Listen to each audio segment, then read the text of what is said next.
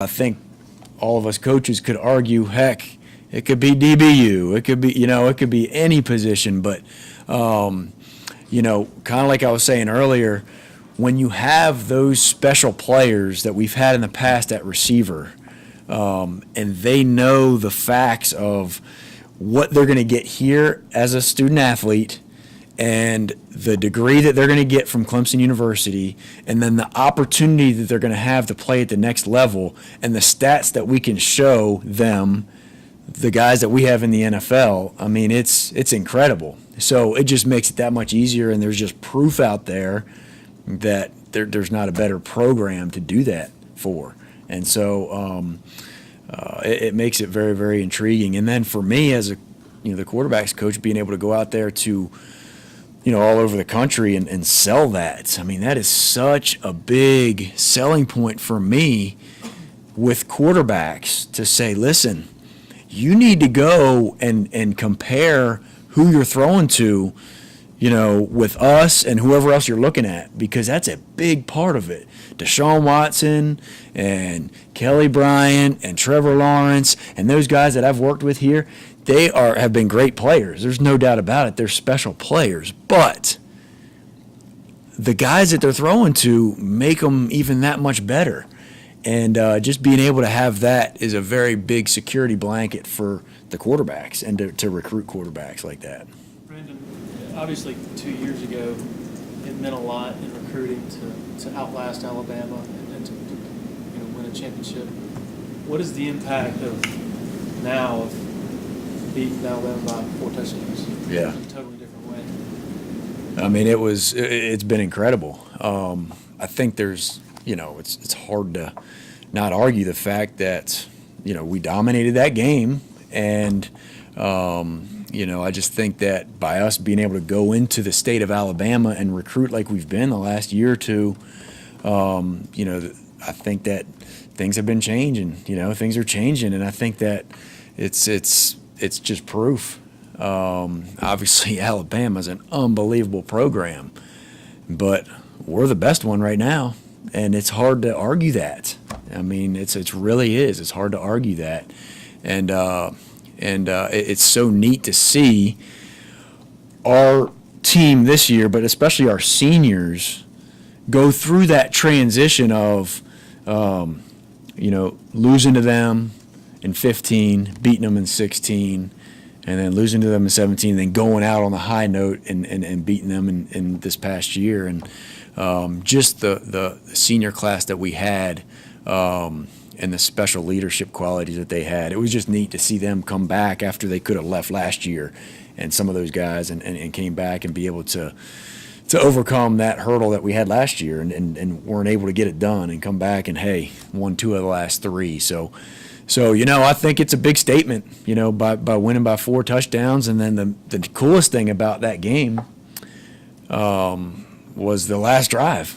I mean, over a 10-minute drive, longest in school history. Started on the -1, ended up on the 5 or 4 yard line, and just stopped playing, to let the clock run out. Pretty special. Kind of on a similar note, with so many recruits wanting to look at Clemson right now, how often are you guys hearing from Dabo Sweeney regarding the 2020 class and even beyond? Slow down. You know him too well.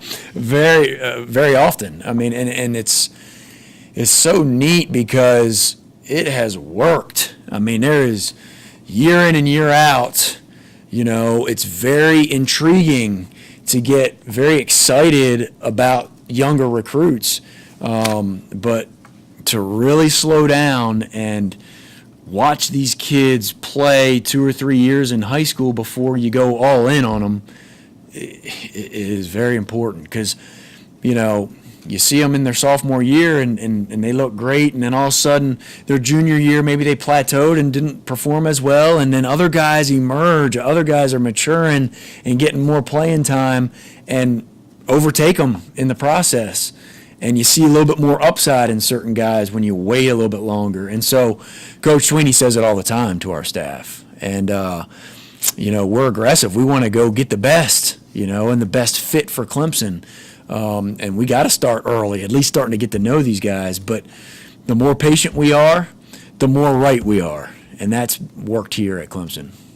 Brandon, you've seen the recruiting footprint since you've taken over as coordinator grow and grow and grow and expand out. What's it like to be able to reach out to what so-called anchor states like California, Texas, and now get the reciprocal interest that you do in getting recruits like Ngata and players like that? It's really neat. I mean, it is neat to go into, states that are further away and just be so receptive by their coaches and by, everybody in the school, really. You turn a lot of heads now. Whereas, 6, 7, 8 years ago, they're wondering where you're from, and that Paul is so powerful right now because of the success and because of the impact that we've had on our student athletes and them spreading that word. It's been really, really special. And, and it's more of now those players reaching out to us.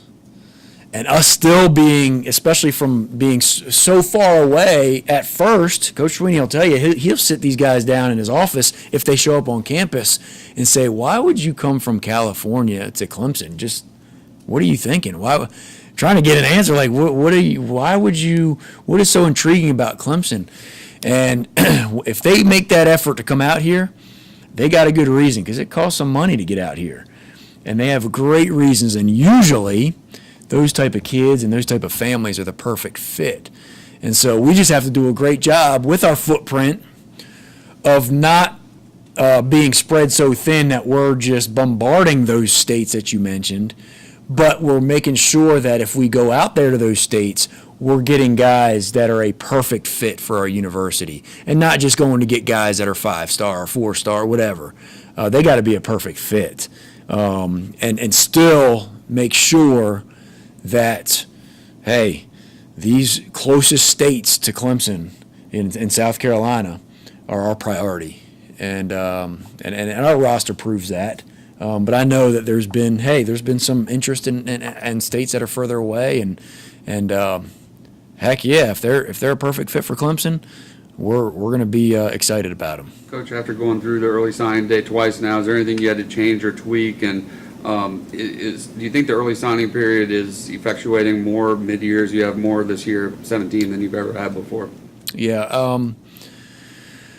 I don't know necessarily that the early signing period affects our mid-years. It's more of how many guys are graduating from our team and from our roster to get the mid-years. But I've really enjoyed the last two early signing periods, just because when a kid knows especially for us, when a kid knows he's coming to Clemson or commits to Clemson, he doesn't decommit. It just doesn't happen. And, we have 90% plus of our signees for that whole class know that they're coming to Clemson by December. And so why not sign them? And it's a relief for them too. Signing, it's over with. And now whether they're a mid-year or they're a June enrollee, now they can just focus on whatever their next phase is. And for us, we still go to their homes and we still go see them at school if they're not a mid-year guy in January, even if they sign in December. All right, but it's not nearly as nerve-wracking to hold on to those guys because they've already signed. They know where they're going. So I think it's been good on both ends, and everybody's got different opinions on that, but I think it's been really good for us as coaches. And, I believe the signees and the student athletes like it better too. That's just my opinion. Now, there have been some situations where, signing day, what day was that? The 21st maybe of December, somewhere around there. We've been fortunate to be in a bowl game that's later on, but I've talked to some friends of mine that are playing in bowl games that day. So that's definitely an interesting dynamic and makes it for a little bit of a hectic deal. So I don't know what they would say, but I know that it is a little bit different when they're playing in a game in the Bahamas for the Bahamas Bowl out of the country and signing guys, so that would be interesting. You mentioned fit. Coach Sweeney told us a couple months ago that he instructs the staff, don't be afraid to let a good player walk. Is that ever intimidating, or do you ever worry if you're letting the wrong guy walk out the door? Great question. No, to be honest with you, because Coach Sweeney makes it very clear. that the number one thing is the fit. And don't worry about making someone or coaches at that high school or anybody feel bad about cutting a guy loose from recruiting him anymore, as long as we understand that, hey, he might not be the right fit for Clemson, and we hear a little bit more about him every time we go to that high school and we see that he is a fit or he's not a fit, because we ask more and more questions the more we go. And so, with our job in recruiting, we got to be right, and we definitely have pressure on us to be right, but we need to be right, especially with the fit piece. All right, and obviously you check the boxes with the talent, but man, if we're not right in the fit for this university and for our culture, then they'll stick out like a sore thumb, and we don't want to be a part of that. Brandon, how has Trevor handled himself the last few weeks? Because, I mean, what he's accomplished is not average, so it'd be Yeah. easy to kind of blow up Yeah. and things like that. Yeah. And did you have any concerns at all Yeah. about how he'd handle it? No, I really didn't have any concerns, and I really don't.